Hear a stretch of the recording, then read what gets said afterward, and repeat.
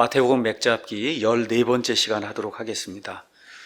이제 마태복음 8장부터 이제 산상수훈이 모든 거 다 마치고 예수님이 산에서 내려오셔서 직접 또 제자들과 함께 유대와 사마리아와 갈릴리와 이런 모든 지역을 다니시면서 하늘의 왕국이 가까이 왔음을 표적들을 통해서 또 여러 가지 이적들과 또 말씀들을 통해서 이스라엘 사람들에게 가감없이 이렇게 선포하는 그런 내용 우리가 지금 살펴보고 있습니다. 특별히 메시아가 오시면 많은 표적들을 행한다고 성경에 기록이 되어 있고, 그래서 예수님께서 친히 많은 표적들, 마귀들을 내쫓고 심지어 죽은 자를 살리고 온갖 질병 걸린 그런 사람들 다 고쳐주시고, 뿐만 아니라 혼자서 다 일을 감당할 수 없으니까 12제자를 이렇게 만드셔서 그들에게도 거의 동일한 그런 일들을 수행할 수 있는 능력을 허락해 주시고, 그래서 이 사람들이 나가서 온 유대와 사마리아 갈릴리 온 지역을 다니면서 하늘의 왕국이 가까이 왔다, 메시아가 가까이 왔다, 회개하고 돌이키라고 하는 이런 말씀을 선포하는 거, 이렇게 이제 우리가 살펴봤습니다. 자, 그런데 이 유대인들이 굉장히 그 종교적인 사람들이에요. 그 유대인들이 가장 뿌듯하게 여기는 그런 것이 하나가 있어요. 종교 의식 가운데 하나. 그래서 뭐냐면 안식일을 지키는 겁니다. 안식일. 하여튼 금요일 저녁부터 토요일 저녁까지는 우리는 아무것도 안 한다. 이게 아주 굉장히 이 사람들에게 큰 자부심이에요. 이게 우리만 이런 일들을 할 수 있는 거야. 진짜 안식일을 성경에 나와 있는데 글자 그대로 지키려고 하면 저희 같은 사람 하기가 사실 굉장히 어렵습니다. 이스라엘처럼 이렇게 철저하게 지키는 게 그게 어렵거든요. 그러니까 이런 걸 지키는 게 하나의 우상이 된 거예요.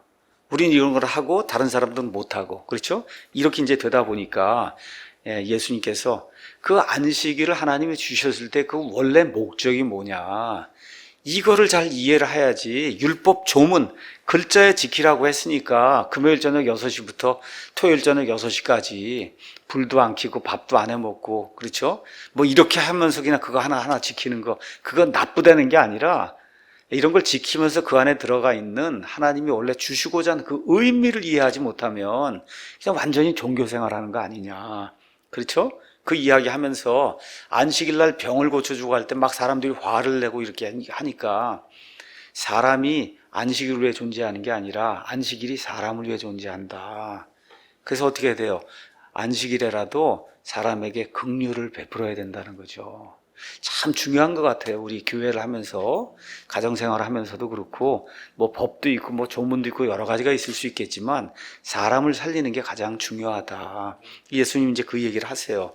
이제 이렇게 이제 하면서 앞으로 나가고 유대인들의 어떤 그 가지고 있던 긍지, 자부심 이런 것들을 깨트리면서 종교를 벗어나야 된다고 하고 위선과 가식을 버려야 된다고 하고 이렇게 하니까 예수님을 어떻게 하든지 제거를 해야 된단 말이죠. 이렇게 해서 이제 들고 나온 게 뭐냐 하면, 이 사람이 병도 고치고 뭐 마귀도 내쫓고 하는 이런 모든 일이 사실은 마귀들의 통치자, 마귀들의 대왕인 바알세붑, 그 바알세붑을 통해서 이 사람이 이런 일을 하는 거다. 그렇게 이제 예수님을 거짓 비난하는 이런 이제 일이 생기죠. 그래서 왜 그런 걸 우리가 확실히 알 수 있냐? 이 사람은 안식일을 안 지킨다는 거예요. 그러니까 이 사람 안식일을 안 지키는 거 보니까 이거는 마귀에게 속한 사람이다 라고 이제 이야기하면서 예수님을 비난하는 그런 내용이 나옵니다. 자, 그래서 이제 하나님의 왕국의 복음을 쭉 이렇게 선포하면서 예수님 어디까지 가셔야 되냐 하면 십자가까지 이제 가야 되는 거예요. 기간이 뭐 2년이든 3년 이렇게 남아 있는데, 이제부터 가면서 그냥 긴장이 고조가 되는 거예요. 그냥 이 사람들하고 계속 부딪히는 겁니다. 계속. 그렇죠? 이렇게 계속 부딪히다가 결국은 예수님께서 이 모든 사람들 향해 위선자들이라고 말씀하시면서 연거푸 화가 있을지어다 이렇게 설명하시고, 그리고서 예수님이 내가 재림할 때 너희가 나를 메시아라고 인정할 때까지는 너희가 나를 다신 보지 못한다, 이렇게 되면서 이제 십자가 거기로 넘어가시는 거거든요. 그러니까 그때가 될 때까지 이제 앞으로 마태복음 12장부터 해서 쭉 23장까지 나가는 동안에 그냥 갈등이 이렇게 그냥 증폭이 돼갖고 맨 끝에서 이게 뻥 하고 터지는 데까지, 그 십자가 사건에서 터지는 거예요. 그렇죠?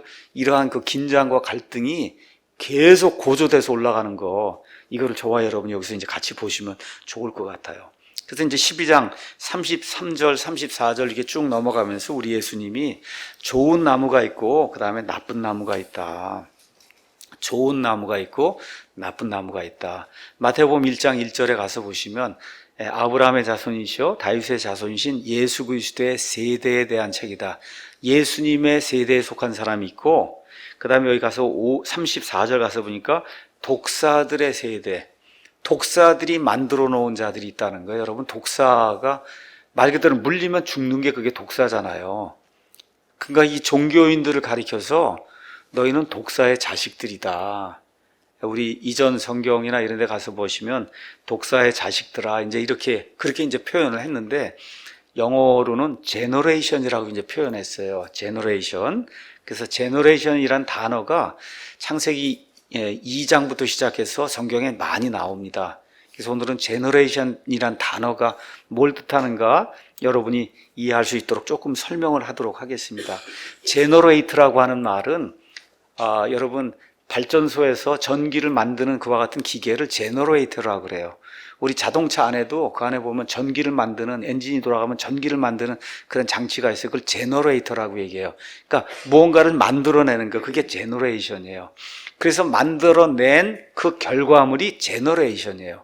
제너레이터란 동사가 있고 그걸 가지고 만들어낸 명사가 제너레이션 이렇게 돼서 이게 우리말로는 세대 이렇게 표현이 돼 있고, 여러분이 이 국어 사전이나 이런 데 가서 세대라고 하는 걸 가서 보면 그러면 세대라는 게 보통 뭐 30년이다 이렇게 어떤 그런 세대 기간을 얘기할 때 의미도 있고, 그런 게 아니라 사람을 가리키면서도 세대로 표현한다고 우리말이 그렇게 이제 사전에도 그렇게 표현이 돼 있어요. 그래서 성경을 읽으시는 가운데 아까 제가 말씀드린 대로 마태복음 1장 1절에 아브라함의 자손이시오 다윗의 자손이신 예수 그리스도의 세대에 대한 책이다. 이런 거 나올 때 제너레이션이 나오면 예수님이 낳은 자들에 대한 책이다. 이렇게 이해를 하셔야 돼요. 예수님이 낳은 자들, 예수님이 생산해 놓은 자들, 그게 제너레이션이에요. 제너레이션.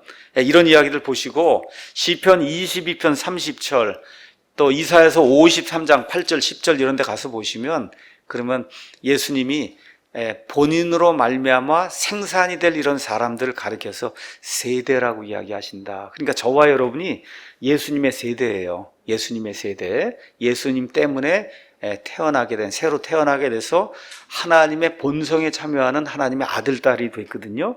그런 의미에서 저와 여러분이 예수 그리스도의 세대다. 그렇게 이야기를 할 수가 있어요. 자, 그런데 창세기 6장 9절 한번 가서 볼까요? 창세기 6장 9절에 가서 보시면 노아에 대한 이야기가 이제 나오면서 6장 9절에 노아의 세대들은 이러하니라 이렇게 나옵니다. 이런 데 나온 이제 세대들 이렇게 나오면 노아가 생산한 자들 이런 거예요. 그래서 셈과 함과 야벳해서 이제 노아로 말미암아 이 땅에 태어나는 자들이 이런 자들이다. 이렇게 얘기할 때 세대들이다. 이렇게 이제 표현한 거예요. 그 다음에 노아는 의인이요. 그의 세대들 가운데서 완전한 자다. 이 뒤에 나와 있는 세대들은 그의 세대 사람들이란 뜻이에요. 노아와 함께 살던 그런 사람들 가운데 노아는 완전한 그런 자들이었다. 그러니까 세대라고 하는 것이 이렇게 어떤 한 시대를 이야기할 때도 있고 어떤 사람에게서 출생된 그런 사람들을 가리킬 때도 있고 이런 걸 저와 여러분 이해를 하시면 되겠습니다. 그래서 조금 아까 독사들의 세대야 라고 이야기할 때 독사들이 생산한 자들아 이런 뜻이에요. 그러니까 독사의 자식들아. 근데 이게 자식으로 하면 또 이게 칠드런이 되고 이렇게 하다 보니까 원래 그 뜻을 그대로 살려서 제너레이션으로 번역을 해야만 그래야 성경 전체가 통일이 되면서 성경을 성경으로 풀 수 있기 때문에 어쩔 수 없이 우리가 세대라고 지금 번역을 한 거예요. 근데 그게 그런 의미가 있다는 걸 여러분이 기억을 하시고 12장 이제 39절에 가서 보시면 음란한 세대가 표적을 구한다. 음란한 세대 이게 이런 것들도 어떤 사람들이라고 저와 여러분이 이제 보셔야지 어느 한 시대가 표적을 구한다 이렇게 하면 안 되거든요. 이런 거 보시고 그 다음에 사도행전 13장 36절 한번 가서 보시면 참 좋은 말씀이 있습니다. 사도행전 13장 36절 가서 보니까 다윗에 대해서 이렇게 이야기하고 있어요. 이는 다윗은 하나님의 뜻에 따라 자기 세대를 섬기다가 잠들고 묻혀서 자기 조상들에게 이르러 썩음을 보았으나 이렇게 되면서 자기 세대를 섬겼다는 거예요. 이게 무슨 얘기일까요? 자기와 함께 살던 그런 사람들, 그렇죠? 그 사람들이 살던 어떤 시대라고 볼 수도 있고 살던 사람들이라고 볼 수도 있고 그러니까 저와 여러분이 지금 사랑침례교회를 21세기 2018년도에 지금 하고 있는 거죠. 맞습니까? 뭘 하셔야 되냐면 우리 세대를 섬기셔야 돼. 하나님 지금 이 시대 여기에 대한민국 땅에 저와 여러분 태어나게 하고 2018년도 여기 서창동 예배당이 지금 모여서 사랑침례교회를 하고 있잖아요. 하는 이유가 뭐냐? 지금 이 세대를 섬기라는 거예요. 우리가 가지고 있는 올바른 하나님의 말씀과 올바른 교리와 올바른 교육과 올바른 사상과, 그렇죠? 이런 모든 것들을 가지고 우리가 세상 사람들에게 돈 나눠주기 위해서 지금 존재하는 게 아니잖아요. 하나님의 올바른 진리를 알려주기 위해서 존재하는 거거든요. 이렇게 하는 것이 이 세대를 섬기는 거다. 이 세대, 그렇게 이해를 하시면 좋을 것 같습니다. 자, 그래서 예수님이 이상하게도 세상 사람들, 많은 그 유대인들이 볼 때는 너무 엄청나게 뭐랄까 훌륭하게 보이는 그런 사람들을 향해서 독사의 자식들이다, 그렇게 얘기를 하는 거예요. 참 이게 정말 아이러니입니다. 그래서 이 목사가 이런 걸 볼 때마다 더 경각심을 더 가져야 돼요. 목사가 독사의 자식이 될 가능성이 더 크기 때문에. 그러니까 교회 오래 다니고 구원받으니까 오래됐다 그러고 이럴수록 혹시 독사짓을 하고 있진 않나, 이걸 많이 좀 보셔야 됩니다. 내가 독사, 물면 죽이는 게 독사예요. 한번 물리면 죽는 게 독사예요. 예수님이 사람들이 볼 때 너무 훌륭하다고 하는 그런 종교 지도자들을 독사의 자식들이라고 얘기하는 거, 이게 하나님의 눈앞에서 하나님이 엑스레이를 쫙 찍으니까 사람이 아니라 독사라는 거예요. 엑스레이 나타나기를. 그래서 예수님이 독사의 자식들이라고 얘기하는 거를 저와 여러분이 좀 기억을 하시고, 정말 교회 생활을 오래 하고 할수록 마음이 강팍해지고 굳어지고 이렇게 해서 하나님의 마음 자체를 이해하지 못하는 그런 사람이 돼서 율법 조문에 걸려 넘어져서 그것만 가지고 사람을 이렇게 판단하는 이런 사람이 되면 하나님이 독사라고 이야기한다. 이거 저와 여러분이 같이 기억하시면 좋을 것 같습니다. 자, 그러면서 35절 37절에 사람은 자기 마음속에 쌓아둔 것, 거기에서 말을 낸다고 얘기하는 겁니다. 선한 사람은 마음의 선한 보고에서 선한 것들을 내고, 악한 사람은 악한 보고에서 악한 것들을 낸다. 여기 보고라고 이제 표현이 되어 있는데, 이게 사실은 가서 보면 트레저라는 그런 단어를 쓴 거예요. 트레저는 뭐 보물을 쌓아두는데도 맞긴 맞는데 1차적인 의미는 쌓아놓는 창고란 뜻이에요.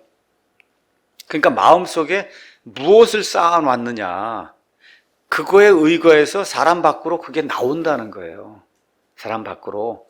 그러니까 예수님, 하나님을 가리켜서 바알세부의 그 통치자, 그 영을 통해서 기적을 일으킨다, 이런 말이 이렇게 나왔잖아요. 그렇죠? 그 사람들이 쌓아놓은 거, 마음속에 이게 쌓아놓은 게 말 그대로 마귀 것을 쌓아놨기 때문에 이 하나님의 것을 보고 마귀의 거라고 지금 이야기한다는 거예요. 그래서 아주 굉장히 그 중요한 얘기입니다. 그래서 하나님의 말씀을 쌓아놓으면 하나님의 것이 나오고, 마귀의 것들을 자꾸 쌓아놓으면 우리 입에서 마귀의 것이 나온다. 그 이야기는 이제 하면서 예수님께서 36절에 사람들이 무슨 쓸데없는 말을 하든지 심판날에 그것에 대하여 회개보고를 한다. 내 말들로 내가 의롭게 되며 내 말들로 내가 정죄를 받는다. 지금 이렇게 이제 되어 있습니다. 그래서 우리 믿는 사람들도 우리가 휴거가 돼서 이제 올라가면 곧바로 어디로 가요? 그리스도의 심판석으로 갑니다. 그 심판석에서 우리 몸에 행한 모든 것에 따라 옳고 그른 것, 구원받은 이후에 옳고 그른 거 한 거 하나님 앞에다 회개보고를 해야 돼. 그때 구원받은 사람도 쓸데없는 말을 했으면 회개보고를 하고 하나님 앞에 꾸중을 들어야 됩니다. 악한 말을 했으면은. 그래서 모두가 다 악한 말, 쓸데없는 말 한 것에 대해서 회개보고를 한다는 거, 이게 어디서 나온다고요? 우리 안에 가슴 속에, 마음 속에 쌓아놓은 것에서 이 악한 말들이 나오는 거예요. 그렇기 때문에 이와 같은 것들에 대한 그 주석을 야고보서에서 3장에서 아예 기록을 길게 해놨습니다. 야고보서 제가 한번 잠깐 보겠습니다. 야고보서 3장에 이렇게 이제 기록이 돼 있어요. 내 형제라 너희는 많이 선생이 되지 말라. 우리가 더 큰 정죄를 받을 줄 너희가 아느니라. 우리가 다 많은 것에서 실족하나니 만일 어떤 사람이 말에서 실족하지 아니하면 바로 그 사람은 완전한 사람이요 능히 온 몸도 제어하는 사람이다. 이렇게 쭉 얘기하면서 5절 혀는 불이요 불법의 세계다 이렇게 이야기하고 8절에 혀는 아무도 능히 길들이지 못하나니 그것은 다스릴 수 없는 악이요 죽이는 독으로 가득한 것이다 얘기하면서 이 같은 혀로 하나님을 찬양하기도 하고 하나님의 모양대로 만들어진 사람들을 이 같은 혀로 저주한다는 거예요. 그래서 야고보가 뭐라고 얘기하냐 10절에 같은 입에서 찬송과 저주가 나오는데 이건 그렇게 하면 안 되는 거다. 한 셈이 있는데 그 셈이 단 것을 내다가 쓴 것을 내다가 두 개 할 수 있느냐? 불가능하잖아요. 그렇죠? 단물 내는 셈은 단물만 내는 거고 쓴물 내는 셈은 쓴물만 내는 거고 무화과 나무가 올리브 열매를 맺을 수 있냐 혹은 포도나무가 무화과를 맺을 수 있느냐 그와 같이 어떤 셈도 짠물과 민물 둘 다를 내는 그런 셈은 없다는 거예요. 그러니까 저와 여러분이 사람을 살리는 그런 말을 하려고 일단은 노력을 해야 되고 그 노력하는데 그게 어디서 나오냐 나에게 쌓여있는 것이 자꾸 나오는 거니까 자꾸 선한 것을 듣고 선한 것을 추구하기 위해서 노력을 해야 된다. 우리 예수님께서 말씀을 해주시는 겁니다. 그래서 골로새서 4장 6절에 가서 보니까 그걸 이렇게 이제 표현했습니다. 너희 말을 소금으로 간 맞추어 항상 은혜롭게 해라. 그래서 이게 좀 이해가 안 되시면 삶은 계란을 소금 없이 한번 들어보세요. 그럼 맛이 어떤가? 거기다 소금을 요만큼만 넣어보세요. 맛이 어떻게 되는가? 이해하시죠? 그게 은혜롭게 되는 거예요, 그게 은혜롭게. 아시겠죠? 은혜롭게 해라. 예. 특히 우리 부부 생활하는 가운데 이게 좀 잘 돼야 되고 아이들도 마찬가지예요. 아이들을 대하는 거 그냥 막 그렇게 하면 안 됩니다. 예. 아이들도 귀하게 여기고 은혜롭게 아이들에게도 말도 하고 좀 그렇게 이제 해야 된다.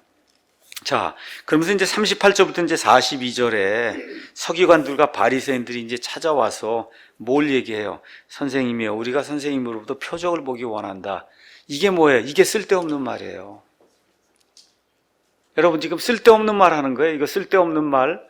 왜 그래요? 지금까지 예수님 얼마나 큰 표적을 많이 보여줬어요. 근데 지금 와서 또 보여달라는 거예요. 이런 쓸데없는 말 하면 안 된다. 쓸데없는 말에 지금 어떤 시청과 교육이 지금 여기 나오고 있는 거예요. 자, 표적은 여러분이 잘 아시는 것처럼 또 고린도전서 1장 22절에 나와 있는 것처럼 이스라엘 백성은 표적과 함께 시작이 됐어요. 그래서 창세기 그 앞에 이제 부분에 가서 보시면 표적이 없습니다. 실제 언제부터 표적이 생기냐?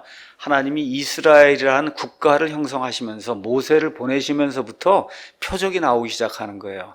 지팡이가 뱀이 되기도 하고, 그렇죠? 이렇게 해서 이 물이 피가 되기도 하고, 이렇게 집어넣으니까 나병이 생기기도 하고 하면서, 그러니까 이스라엘 백성에게는 표적이라고 하는 게 하나님이 누구를 보내셨다고 하는 거에 대한 증명이 되기 때문에 국가가 출애굽부터 이제 국가가 형성이 되는 거잖아요. 시작이 되면서부터 표적과 함께 시작이 돼서 그래서 메시아가 오면 반드시 표적을 요구할 수밖에 없는 그런 민족이 되는 거예요. 그게 이스라엘 민족입니다. 자, 그래서 이스라엘 백성이 표적을 요구하는 게 어느 면에서 당연한데 지금까지 예수님이 여기 마태복음 12장 올 때까지 얼마나 많은 표적을 여기 기록되지 않은 것도 얼마나 많았겠어요. 그렇게 많은 표적을 보여줬는데 그 표적을 보고도 믿지 않고는 지금 와서 또 표적을 보여달라고 쓸데없는 말을 지금 하는 거죠. 그랬더니 예수님이 39절에 악하고 음란한 세대가 표적을 구하는데 대언자 요나의 표적 외에는 아무 표적도 그 세대에게 주지 아니하리라. 요나가 밤낮으로 사흘 동안 고래 뱃속에 있었던 것 같이 사람의 아들도 밤낮으로 사흘 동안 땅의 심장부에 있으리라. 이렇게 이제 이야기를 합니다. 어떤 세대가 표적을 원하냐? 악하고 음란하다 그랬어요. 음란하다. 이게 제가 얼마 전에도 말씀드렸지만 원래대로 이렇게 표현을 하면 악하고 간음하는 세대가 표적을 구한다든지 어덜터러스 제너레이션 이렇게 돼 있어요. 간음한다고 하는 게 뭐 실질적인 이런 간음도 있겠지만 여기 유대인들 같으면은 아버지 하나님이 남편이에요. 본인들이 아내예요. 근데 이게 아버지 하나님을 버리고 딴 신을 쫓아가니까 이게 뭐야? 하나님이 간음이라 그러잖아요. 그런 세대가 자기 남편을 잘 따르는 그런 세대는 이런 거 요구하지 않는다는 거예요. 그래서 아버지 하나님 그분을 자기 남편으로 두고 있다가 이걸 버리고 다른 신들을 쫓아가는 이러한 사람들이 간음을 행하는 거다. 이렇게 이제 그런 세대가 간음을 행하며 표적을 구한다. 이제 그렇게 이야기하면서 그 표적은 내가 다른 건 줄 게 없다. 나 자신에 대한 표적, 그건 요나의 표적만 준다. 표적이란 말이 나오는데 우리 누가복음 2장 34절 가서 볼게요. 예수님이 태어나자마자 예수님에 대한 이 예언의 말씀이 나옵니다. 시몬이라고 하는 나이가 많이 들고 메시아를 기다리던 사람, 그 사람이 이제 예수님이 성전 안에 들어오는 거 이제 보게 됐습니다.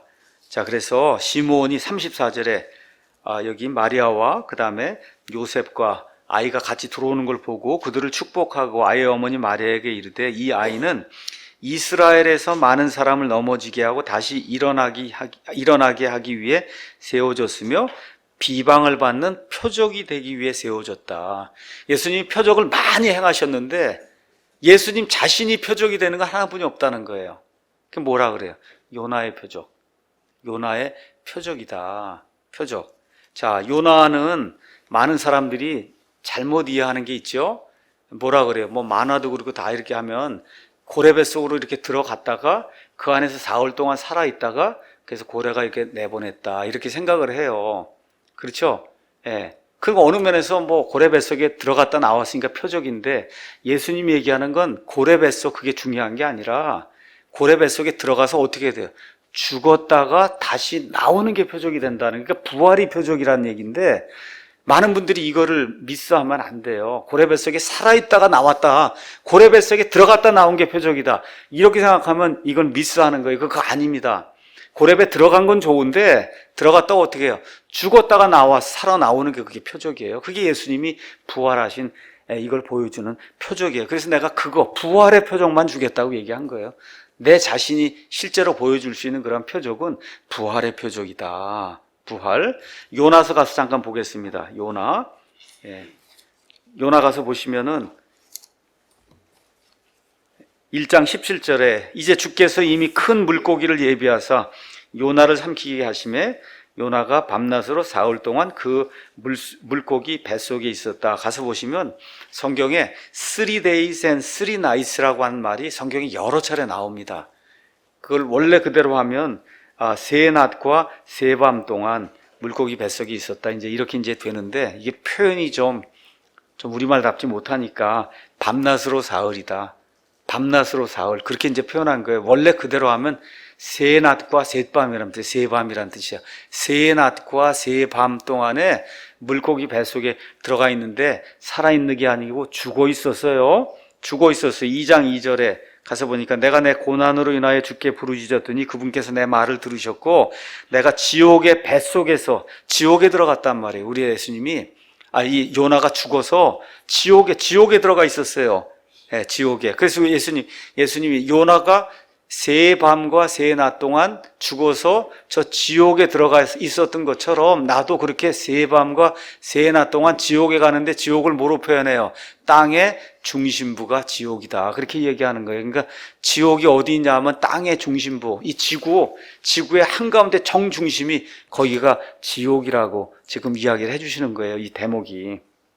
자, 6절 가서 보니까 내가 산들의 밑바닥까지 내려갔으며 땅이 자기 빗장들과 함께 영원히 내 곁에 있었사오나 오 주 내 하나님이여 주께서 내 생명을 썩음에서 끌어올리셔서 죽어서 지금 몸이 다 썩게 됐는데 여기에서 하나님이 끌어내 주셨다. 지금 요나가 그렇게 고백을 하고 있고 9절에 나는 감사의 목소리로 주께 희생물을 드리며 내가 서원한 것을 갚겠나이다. 구원은 주께 속하나이다. 죽었다가 다시 살아나는 이 얘기를 하는 건데 이거를 요나가 고래 뱃속에서 아직 살아있다고 그리고 고래가 토해냈다고 이렇게 되면 예수님이 얘기하시려고 하는 부활의 표적이 성립이 안 된다는 거. 그래서 예수님이 얘기하는 건 부활을 얘기를 하는 거지 살아있다가 고래 뱃속에서 나오는 얘기를 하는 게 아니다. 근데 얼마 동안 들어갔다 나와요? 세 밤과 세 낮 동안. 어디에? 요나가 지옥에 들어갔다 왔는데 예수님은 어디라 그래요?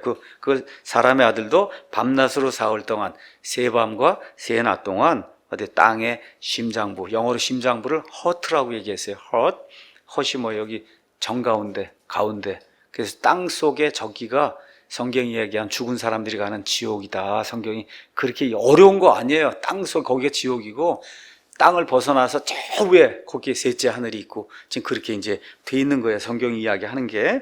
일단 그 얘기하고 조금 있다가 낙원과 이런 것들 다시 한번 이제 설명을 하도록 하겠습니다. 가서 보니 여기 요나서에 가서 보니까 큰 물고기라고 이제 표현이 돼 있어요. 그렇죠? 근데 예수님이 그거를 여기 마태복음 12장에는 사흘 동안 고래라고 이야기했단 말이에요. 고래. 그렇죠? 고래는 여기 그리스 말로 케토스예요. 그 다음에 물고기는 익투스입니다. 익투스. 그게 두 개가 다른 거예요. 그럼 예수님이 요나서에 큰 물고기라고 돼 있으면 여기도 어떻게 해야 돼요? 익투스라는 그런 단어를 써서 물고기라고 표현해야 되는 걸 왜 예수님이 고래라고 표현했냐?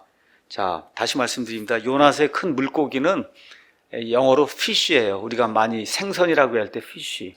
그렇죠? 그 fish라고 하는 말을 우리가 생각할 때, 아, 이거는 어류구나. 이렇게 이제 생각하기 쉬워요. 생선이구나. 우리 지금 그렇게 배우니까. 근데 영어 성경이 기록이 된 지금부터 400년 전 이럴 때 옥스퍼드 영어 사전 이래 가서 보면 fish라고 하는 말은 원래 뜻이 뭐냐? 물에서 움직이는 생명체가 fish예요. 그게 고래가 됐든 뭐 물범이 됐든 바다 사자가 되든 플랑크톤이 되든 물에서 움직이는 그런 생명체를 fish라고 표현했어요. fish. 그렇게 되니까 큰 물고기라는 게 물에서 움직이는 큰 생명체란 그런 뜻이고, 그걸 우리 예수님이 지금 여기 와서 그 큰 생명체가 뭐냐? 고래였다고 이야기해 주는 거예요. 고래. 그렇기 때문에 이걸 잘못 이해하고 과학을 잘못 적용해서 물고기, 즉 fish라고 하면 반드시 비늘 달린 이와 같은 어류를 의미한다고 이렇게 생각하면 안 된다는 거예요. 원래 fish는 물에서 움직이는 생명체를 다 fish라고 얘기했다. 그렇기 때문에 고래도 fish에 속한다. 그렇게 이제 이해하시면 됩니다. 또 재밌는 게 있습니다. 성경 창세기에 가서 보시면 하나님이 이제 아담 앞으로 모든 생물이 이제 지나가게 하니까 아담이 모든 생물의 이름을 이렇게 지어준 거 기억하시죠? 그렇죠. 근데 하나님이 직접 이름을 지어준 동물이 있어요. 우리 한번 가서 보겠습니다. 직접. 창세기 1장에 가서 보시면 1장 21절에 하나님이 바다에 있는 것들 만드시면서 하나님께서 큰 고래들과 물들이 풍성히 낸 움직이는 모든 살아있는 창조물을 그것들의 종류대로, 날개 있는 모든 날짐승을 그것의 종류대로 하나님이 창조하시소서. 그래서 물고기 이런 것들 이름은 여기 언급을 안 하시고 그냥 물고기, 물에 있는 생명체 얘기하는데 특별히 뭐 하나만 하나님이 직접 콕 찍어서 말씀하세요. 고래. 고래는 하나님이 고래라고 이름을 지어주셨어요. 고래. 우리 킹제임 성경에만 있는 진리입니다. 이거 보면서 여러분이 받는 보너스예요. 이게 하나님이 고래는 하나님이 직접 고래라고 해. 딴 데 가면 없어요. 가서 한번 보세요. 고래라고 안 돼 있으니까. 그래서 하나님이 직접 이름을 지어주신 이와 같은 그런 생명체가 고래다. 고래. 자, 그러면 밤낮으로 사흘 동안 땅의 심장부에 간다. 땅의 심장부가 요나서하고 이렇게 매칭을 해보니까 요나가 어디 갔어요? 지옥에 갔죠? 그렇죠? 얼마 동안? 세 밤과 세 낮 동안. 근데 예수님 뭐라 그래? 세 밤과 세 낮 동안 내가 요나와 마찬가지로 땅의 중심부에 간다고 하니까 성경을 있는 그대로 믿으시면 지옥은 땅의 중심부에 있구나. 저와 여러분이 그렇게 이제 이해를 할 수가 있습니다. 맞습니까? 자, 그러면 이게 무슨 얘기냐? 우리 누가복음 가서 한번 보도록 하겠습니다. 누가복음 22장인가요? 22장. 23장 한번 보겠습니다. 23장 43절에 가서 보시면 예수님 옆에 두 명의 이제 강도가 이제 같이 달렸었는데 한 강도가 회개하고 그 다음에 주님께 구원을 요청하는 내용이 그 안에 기록이 되어 있습니다. 그래서 42절에 예수님께 이르되 주여, 여러분 주여 하고 얘기한 건 말 그대로 내 주인이십니다. 그렇게 얘기한 거예요. 예수여 그게 아닙니다. 주여 그런 거예요. 주여. 주의 왕국으로 들어오실 때 나를 좀 기억해 주십시오. 나 좀 구원해 주십시오. 그 얘기했더니 예수님께서 그에게 이르시되 진실로 내가 네게 이르노니 오늘 내가 나와 함께 어디에 있어요? 낙원에 있겠다는 거예요. 자, 그러면 낙원도 어디 있어야 되지? 예수님이 땅의 중심부에 있으니까 낙원도 어디 있어야 돼요? 땅의 중심부에 있어야 되는 거예요. 자, 이걸 그대로 두시고 에베소서 4장으로 한번 가서 보겠습니다. 예수님이 어떤 일을 하셨는가. 에베소서 4장에 가서 한번 보겠습니다. 에베소서 4장 7절부터 제가 읽어볼게요. 성경을 잘 이해하시려면 국어를 조금 잘 하셔야 돼요.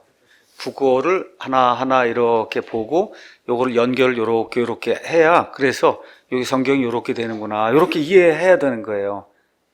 이해 되셨죠? 세밤과 세밤, 요나가 어디 있었어요?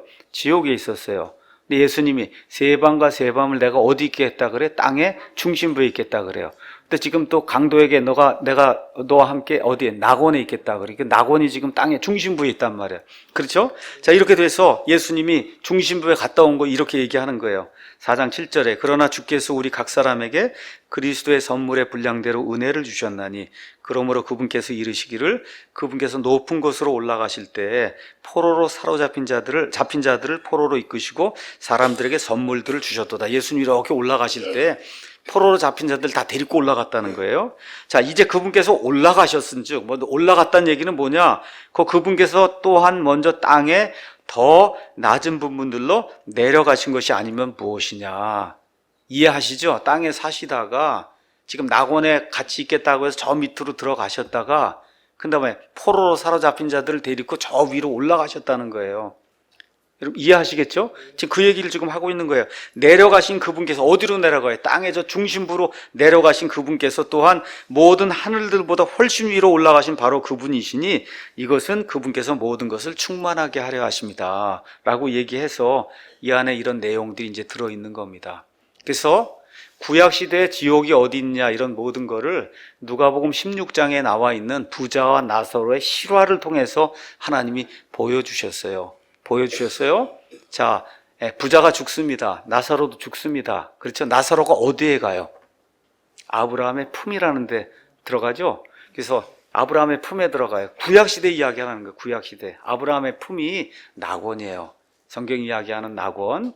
그리고 아브라함의 품이 있고 여기 부자가 여기 펄펄 이게 불 끓는 여기 지옥에 지금 와 있는데 이 두 개 사이에는 엄청난 구렁텅이가 이렇게 고정이 돼 있어서 이쪽에서 일리 갈 수도 없고 이쪽에서 일리 갈 수도 없는 그런 상태다. 예수님 말씀해 주신 거 이해하시죠? 예. 그래서 구약 시대에 지옥, 그다음에 여기 낙원, 이것이 다 땅 속에 한가운데 있었어요. 예수님이 죽으시고 몸은 어디 아리마대 요셉의 그 무덤에 놓이고 예수님 자체 그 혼이 어디로 가셔요? 여기 지하에 있는 낙원에 가셨단 말이에요. 낙원에 얼마 동안? 세 밤과 세 낮 동안. 그 한 다음에 어떻게 해요? 부활하시면서 여기 낙원에 있는 모든 자들 다 데리고 어디로 이 낙원을 통째로 옮기시냐 하면 셋째 하늘로 옮기세요. 셋째 하늘로. 그래서 낙원이 이제는 없어요. 지하에. 어디 가 있는 셋째 하늘에 가 있어요. 구약시대 모든 그 있는 사람, 부활한 게 아닙니다. 그 사람들이 낙원에 들어있는 거예요. 낙원에. 이런 상태로 돼 있어서 여러분이 고린도후서 12장 가서 보시면 사도 바울이 이렇게 체에 올라가서 어디로 가요? 낙원으로 가는 거예요. 낙원에 가서 말로 이렇게 표현하면 안 되는 엄청난 말들을 듣는 그런 일이 이제 생긴다. 그래서 지금 낙원이 구약시대에는 지하에 있어서 지금 옮겨져서 예수님이 올라가실 때 옮겨놨다. 이런 내용들 저와 여러분이 이제 기억을 좀 하시면 좋습니다. 자, 그러면 세 밤과 세 밤이다 얘기를 하니까 대개는 우리가 이제 미국 사람들은 예수님 언제 죽었냐 이제 그러면 금요일 날 죽었다 이렇게 해서 그 금요일이 좋은 금요일이다 이렇게 얘기를 해서 미국 사람들은 그 금요일을 우리나라에서는 아마 성금요일이라고 이 캐톨릭 교인들은 얘기를 하고 미국 분들은 굿 프라이데이라고 얘기해요. 굿 프라이데이. 좋은 금요일이다. 그렇게 얘기를 해요. 이제 그렇게 되면 여기 이제 문제가 생기는 거죠. 금요일 날 오후 3시쯤에 죽으셔서 그다음에 금요일 날 오후 3시, 금요일 날 밤, 토요일 날 낮에 지나고 그다음에 주일 날 아침 이렇게 지나면 세 밤과 세 낮이 안 되잖아요. 그렇죠? 세 밤과 세, 일단 밤만 해도 이제 두 밤뿐이 안 되잖아요. 금요일 밤 하나, 토요일 밤 하나뿐이 안 되는 거잖아요. 그렇죠? 이렇게 되니까 이게 문자 그대로 예수님 말씀하신 그대로 세 밤과 세 낮이 이루어져야 되는 게 아니냐. 그래서 대다수 이제 성경 신자들은 예수님이 아마 수요일 날 오후 3시에 돌아가시거나 아니면 목요일 날 오후 3시에 돌아가셔야 세 밤과 세 낮이 문자 그대로 이루어진다. 이렇게 이제 이야기를 하고 저도 거기에 동의를 하고요. 그래서 과거에는 저도 수요일 날 아마 오후 3시쯤에 돌아가지 않았겠냐. 이렇게 이제 해서 토요일 날 6시, 저녁 6시쯤에 아마 부활하시고 이렇게 된 것이 아니냐.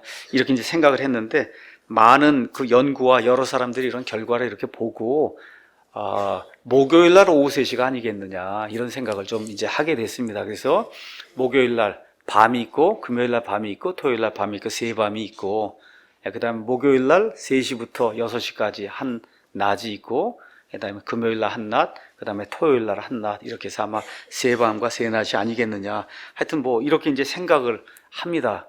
근데 뭐 목요일이든 뭐 수요일이든 금요일이든 사실 뭐 그렇게 크게 중요한 건 아닌데 어쨌든 세 밤과 세 낮이 문자 그대로 이루어지려고 하면 수요일이든 아니면 목요일이든 아마 이렇게 돌아가셔야 그래야 이게 맞지 않는가 이렇게 이제 생각이 들고 어쨌든 저 같은 경우는 그냥 그렇게 정리를 해서 kit바이블 이런 데 가셔서 세 밤과 세 낮 이렇게 저 상세 검색에 치면 왜 그렇게 믿는가 하는 그 자료와 함께 이렇게 올려놨으니까 여러분이 한번 보세요. 한 가지 확실한 거는 금요일은 아닌 것 같아요.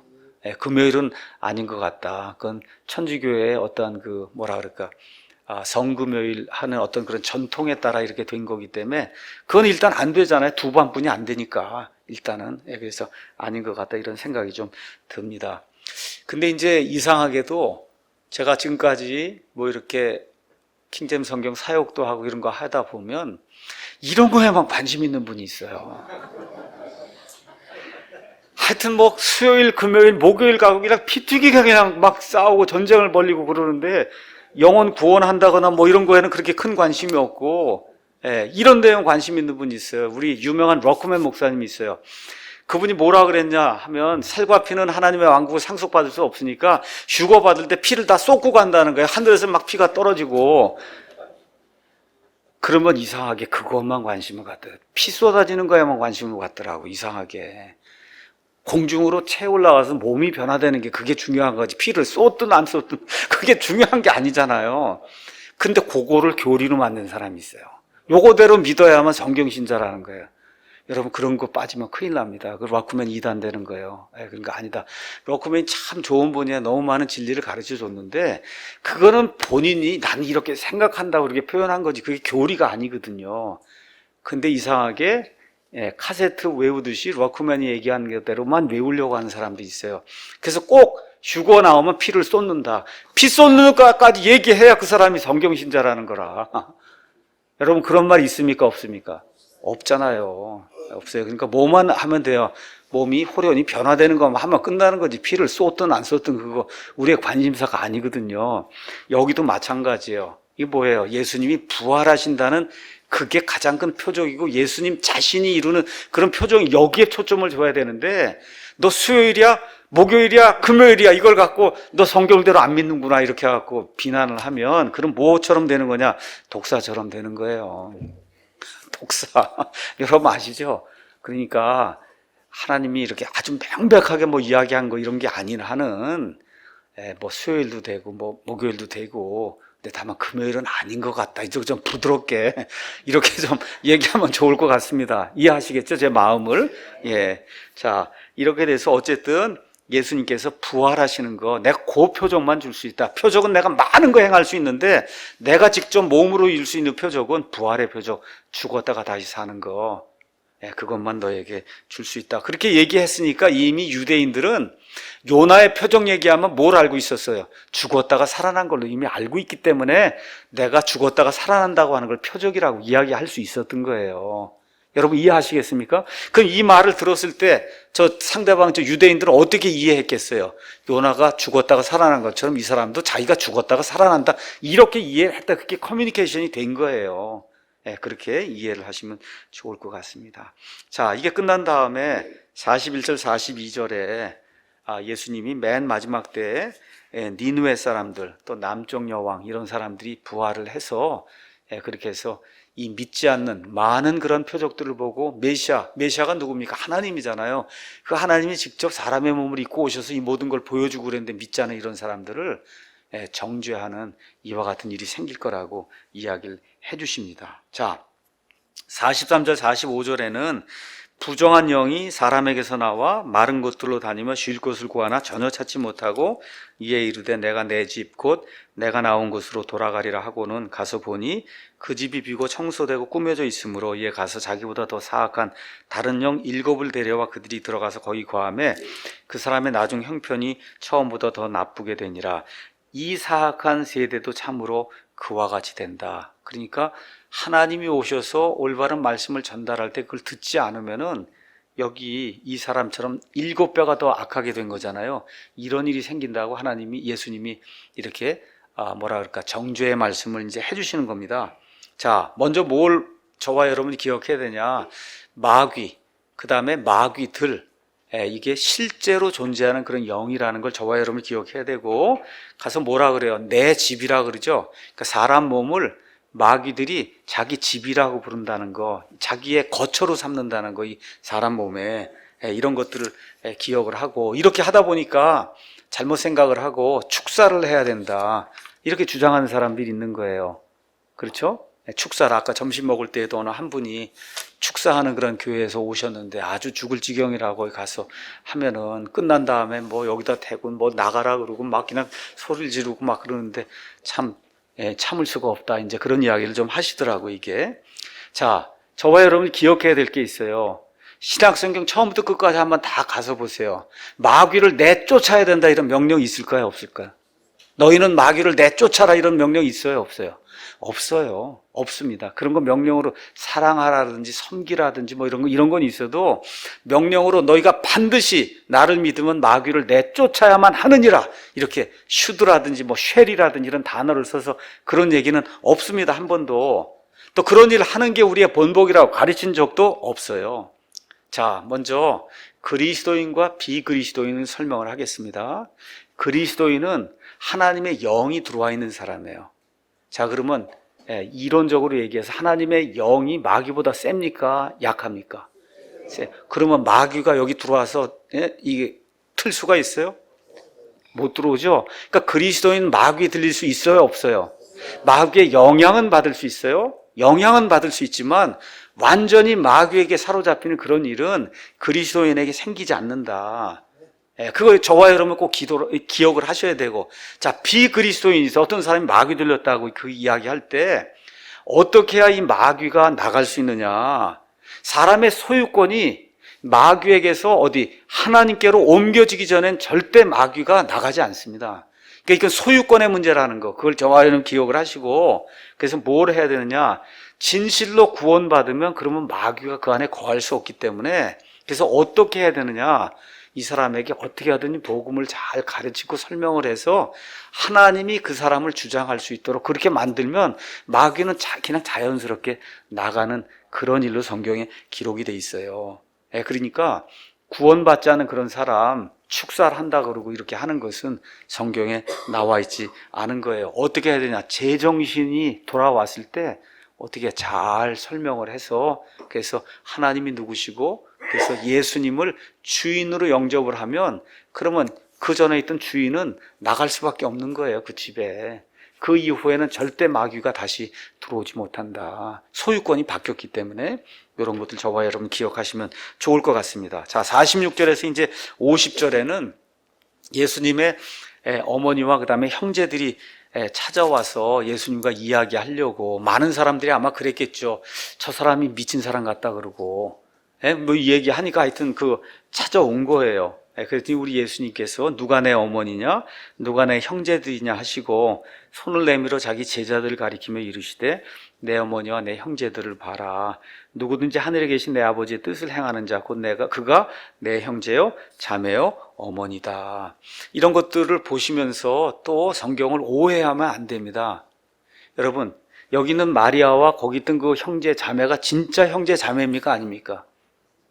진짜 형제 자매예요. 진짜 형제 자매입니다. 아니라 그랬지 않았냐 그러면 안 되는 거예요.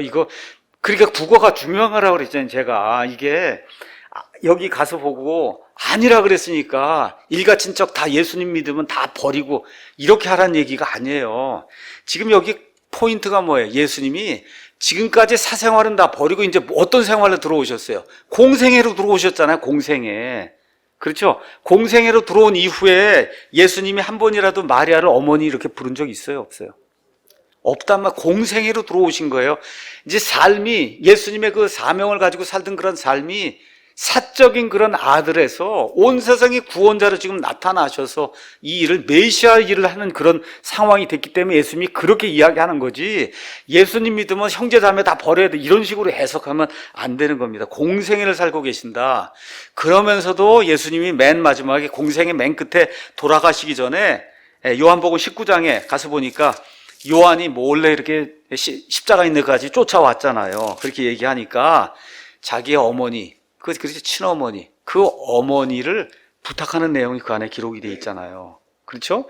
19장 26절에 그러므로 예수님께서 자기 어머니와 자기가 사랑하던 제자가 곁에, 예수님이 어머니라 그런 게 아니에요. 자기 어머니라, 예수님이 자기 이 어머니와 자기가 사랑하던 제자가 곁에 서 있는 것을 보시고 자기 어머니에게 이르시되, 어머니요, 그게 아니라 뭐예요? 여자요, 그렇게, 아직도 여자요, 당신의 아들을 보소서 하시고, 그 뒤에 그 제자 요한에게 내 어머니를 보라 하시니, 그때부터 그 제자가 마리아 죽을 때까지 마리아를 복양하는 그런 일이 생겼다. 이렇게 해서 끝까지 부모에게 효도하는, 그렇죠?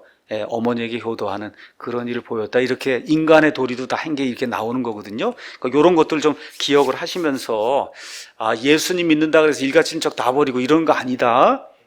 우리는 공생에 사는 거 아닙니다, 여러분.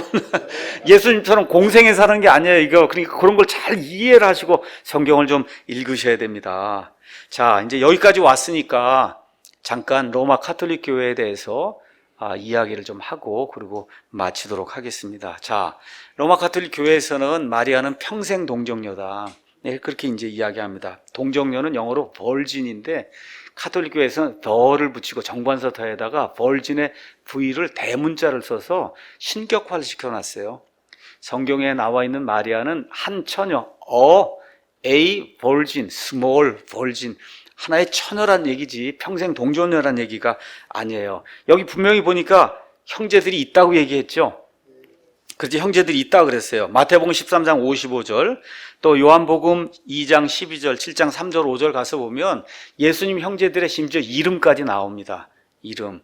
근데 카톨릭 교회에서는 평생 동정녀가 돼야 되니까, 예수님만 낳고 더 이상 안 낳다니까 모든 그 형제니 뭐 이건 다 뭐라 그래요? 사촌이다. 이제 그렇게 이제 가르치는 거예요. 사촌. 맞죠?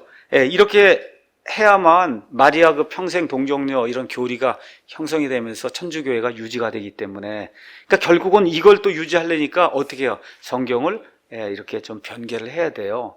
마태복음 한번 가서 보겠습니다. 마태복음 1장 25절에 보면 그녀가 그녀의 맏아들을 낳을 때까지 그녀를 알지 아니하다가 낳음에 그의 이름을 예수라 하니라, 이렇게 돼 있어요. 우리 킹제임스에는 맏아들, 영어로 first born son이라고 돼 있어요. first born, 처음으로 낳은 아들. 여러분, 맏아들 그러면 그 얘기는 무슨 얘기야? 다른 아들이나 뭐 딸도 있다는 얘기죠. 맞습니까? 그러니까 그 first born이 반드시 있어야만 되는 거예요. 근데 NIV 등에 가면 그게 빠져 있어요. 그게 그냥 아들을 낳은 걸로 돼 있다고요. 왜 그래요? 마리아를 평생 동정녀로 만들어야 되니까 다른 자식들은 있으면 안 되는 거예요. 그렇게 해서 성경을, 캐톨릭 이 사본에서 나온 그런 성경들은 first born이라고 한, 맞이라고 하는 거, 이런 단어를 이렇게 제거를 하게 된 거예요. 그러니까 이게 성경이 큰 전쟁을 하고 있다. 이게 성경도 이 순수한 것과 올바른 진리를 가르쳐주기 위해서 이렇게 보존된 그와 같은 그게 있고, 카톨릭 교회에서 본인들의 어떤 교리를 이렇게 유지하기 위해서 이렇게 잘라낸 이런 그 성경도 있는 거다. 여러분이 기억을 하시면 되겠습니다. 자, 그래서 사도행전 1장 14절 이후에 가서 보시면 마리아가 이제 또 나오긴 하지만 한 번도 경배의 대상으로 나온 적이 없어요. 말씀드린 대로 공생애 이후에는 예수님이 한 번도 마리아를 가리켜서 어머니여 이렇게 하면서 한 적이 한 번도 없습니다. 참 마리아는 참 좋은 사람이에요. 누가복음 가서 한 14살, 5살쯤에 마리아가 이제 천사의 수태고지를 받고 이제 이렇게 임신을 하는데, 한 15, 중학교 2학년, 3학년 아이예요. 그 당시에 그렇게 결혼을 했으니까 하나님의 뜻이 내게 이루어지길 원합니다 하면서 말 그대로 메시아가 출생이 되는 그런 통로가 된 거니까 아주 훌륭한 사람이야. 성경적으로 하나님을 신뢰하고, 그러니까 그 모든 뭐라 그럴까, 간음했다고 하는 이런 이 누명을 다 뒤집어 쓰고, 그러고선 잘못하면 돌에 맞아 죽을 수밖에 없는 이런 걸 감수를 하고 지금 예수님을 출생하는 이런 분이니까 상당히 훌륭한 그런 분이에요. 이게 존경의 대상이지만 그런데 예배의 대상은 아니라는 거 맞습니까? 예배의 대상은 아닙니다. 근데 천주교회는 예배의 대상이 돼서 마리아에게 기도를 한단 말이에요. 마리아에게 기도를 합니다. 그래서 가서 보시면 여기 제가 이제 천주교 책을 몇 권 가지고 왔습니다. 여기 천주교는 기독교와 다릅니다. 이런 책 가서 보시면 천주교 그 교리를 처음부터 끝까지 이렇게 이제 요약을 했어요. 이 안에 가서 보시면 천주교인들이 분명하게 자기들의 교리집에 마리아는 공동 구원자, 공동 중보자 이렇게 이제 표현해 놓은 거 이렇게 이제 기록이 돼 있어요. 그래서 왜 마리아를 그렇게 섬기느냐? 천주교회에는 두 종류의 예수님이 있습니다. 하나는 아기 예수, 천주교 예수님은 두 명뿐이 없어요. 두 종류. 하나는 아기 예수, 아무것도 못하는 아기 예수. 하나는 무지하게 무서운 예수. 둘 중 하나뿐이 없어요. 그러니까 너무 무섭기 때문에 그래서 어떻게 자비가 많은 마리아를 통해서 예수님께 나아가야 된다. 그래서 표어가 to Jesus through Mary. 마리아를 통하여 예수님께 나아가야 된다. 이게 천주교의 뭐라 그럴까? 구원 방법이거든요. 구원 방법. 이렇게 하다 보니 1854년에 마리아는 죄 없이 잉태가 됐다는 무염시태 교리를 교황이 이제 발표를 했고, 그 다음에 1951년에는 마리아가 승천했다. 그걸 몽소 승천. 이렇게 해서 어떤 분이 이제 마리아 재림 교리도 나오지 않겠느냐. 이렇게 이제 이야기를 하고 있어요. 그래서 성경의 마리아는 누가복음 1장 46절에 47절에 나와 있는 거 가서 보시면 죄인입니다. 다만 훌륭한 사람이죠. 그렇죠? 훌륭한 사람이지만 경배의 대상은 아니다. 왜 그럼 마리아가 이렇게 경배의 대상이 되고 로마 카톨릭 교회 이 우상이 다 마리아잖아. 애기 안고 있는 거. 그 왜 그렇게 됐느냐 하는 건 요 책을 보시면 지금부터 한 4,000년, 4,500년 전에 이 바벨탑 사건, 그때부터 이 어미와 아기를 섬기는 이와 같은 종교가 온 세상에 어떻게 파급이 됐는가, 이게 내용이 이 안에 기록이 돼 있어요. 여러 가지 그 자료와 함께 이 안에 천주교의 유래라는 이런 책이 있습니다. 가서 한번 보시고, 그래서 결국 성경은 구조가 이 바빌론에서 어미와 아기를 섬기는 이러한 그 거짓 종교, 이것이 쭉 내려오다가 요한계시록 17장 18절에 음녀 바빌론, 그게 멸망하는 걸로 해서 종교적인 그런 그 체제, 악한 체제가 무너져 내리는 이렇게 대조가 이렇게 돼 있는 걸로 돼 있어요. 성경 구조가. 그러니까 이 뭐라 그럴까, 천주교가 뭐라고 하는 거를 저와 여러분이 정확히 이해를 해야, 그래야 우리가 믿는 예수 그리스도가 어떤 분이라는 걸 정확하게 알 수가 있다. 이런 걸 기억을 좀 하시고, 더 이상 얘기하지 않겠습니다. 성경에도 가서 보시면 아스다롯이라는 그런 여신이 있고, 예레미야에서 가서 보시면 예레미야 당시에 유다 사람들이 하늘의 여왕의 분양이에요. 하늘의 여왕. 지금 마리아의 호칭이 뭐예요? 하늘의 여왕이요. Queen of Heaven. 그래서 천주교회 미국이나 이런 데 가서 보면 Queen of Heaven이라고 와이 써놨어요. 마리아는 Queen of Heaven. 이렇게 이제 다 돼 있거든요. 그래서 이런 것들 이제 보시고, 자, 이런 일과 함께 제가 마지막으로 하나 더 소개해 드릴 거는 천주교 사상평가, 우리 마르틴 로이드 존스 목사님이 천주교에 대해서 아주 쓴 말을 했습니다. 뭐라고 얘기했냐? 마귀가 만든 여러 가지 작품 중에 최고의 걸작품, 영어로 마스터피스가 천주교회다, 그렇게 이야기를 했어요. 마르틴 로이드 존스 목사님이. 그렇게 해서 여기에 속아 넘어가면 안 된다. 어떤 일들을 했는가를 정확하게 기억을 해야 된다. 이 세 책을 우리 출판사에서 내고, 그 다음에 킵바이블, 아니면 우리 사랑침례교에 들어오셔서 천주교 무료 PDF 이렇게 치시면은, 그럼 이 책을 무료로 받아서 이렇게 읽으실 수가 있으니까 여러분 보시고 또 다른 분들에게도 알려주시고 그렇게 이제 하면 좋겠습니다. 자, 이게 이야기하면서 하나만 더 이야기합니다. 우리 요한계시록 가서 보시면 계시록에 7교회가 나와요. 그 7교회 중에 처음에 나오는 교회가 뭡니까? 에베소 교회죠. 에베소 교회. 그 에베소 교회에 성령님께서 하시는 말씀이 있어요. 그 말씀이 5절에 그러므로 내가 2장에 내가 어디로부터 떨어졌는지 기억하고 회개하며 처음 행위를 해라. 왜 그러냐? 4절에 내가 처음 사랑을 버렸다. 에베소 교회가 정말 하나님을 향한 그런 사랑을 가지고 있었어요. 그런데 에베소 교회는 문제가 하나가 있었어요. 그 에베소에는 온 세상 사람들이 칠대 불가사의라고 여기던 다이애나 여신이 있었어요. 얼마나 여신상이 크고 한지 온 세계 사람들이 저걸 어떻게 만들었을까? 칠대 불가사의라고. 이렇게 하다 보니까 여기 구원받은 사람들 안에 여신에 대한 그 과거의 그 여신을 섬기던 이게 사라지질 않는 거예요. 그거 어떻게 돼요? 결국 첫사랑을 버리게 되고, 그러면서 어떤 일이 생기냐? 맨 마지막 주후 431년에 에베소에서 캐톨릭 공회가 열렸어요. 그 공회에서 마리아는 하나님의 어머니라고 하는 여러분, 하나님이 무슨 어머니가 있어요? 그렇죠? 하나님의 어머니라고 하는 이와 같은 결의를 에베소에서 하게 됐어요. 근데 하나님 뭐라고 얘기하세요? 여기 가서 보니까 내가 회개하지 아니하면 내가 속히 내게 가서 내 등잔대를 그것에서 옮기리라 해서 그 이후로 지진이 생기고 해서 에베소 교회가 다 없어져 버린 거예요. 그러니까 처음에 그렇게 뜨거운 사랑을 가지고 여신 섬기던 거 다 버리고 하나님께로 돌아온다고 했는데 그냥 그게 여신이 떠나질 않는 거예요. 결국은 그 도시에서 어떻게 해요? 하나님의 어머니 마리아를 이렇게 만들어서 마리아 숭배를 이렇게 일으키게 하는 그와 같은 원인이 됐던 데가 에베소예요. 그래서 결국은 없어져 버리게 됩니다. 그래서 이런 일들이 있다는 걸 기억을 하시고 이런 책들을 통해서 그래서 천주교회가 무엇인가 이걸 정확히 알아야 그래야 앞으로 말세에 어떤 일이 생길지를 저와 여러분이 이해할 수가 있습니다. 그래서 오늘 여기까지 해서 마태복음 12장 끝까지 강해를 마치도록 하겠습니다. 잠깐 기도하고 한 5분 쉬었다가 그리고 할 테니까요. 여러분